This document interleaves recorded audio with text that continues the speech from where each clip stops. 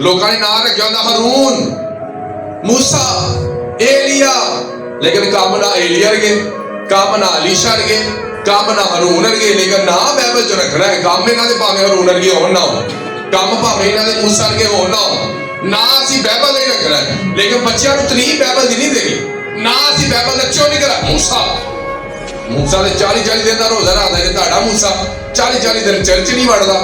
अदा एलिया, तुहाडा एलिया ते ओह गाल कढदा जिहड़ी सुनिया नहीं जाती। ना बाइबल च रखना है, तलीम नहीं बच्चों को बाइबल वाली देनी, ना हारून रखना है। हालेलुया।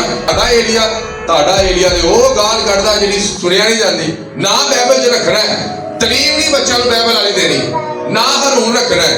हालेलुया। ना असी पॉजिटिव रखना है, काम पॉजिटिव नहीं है। हालेलुया, आमीन।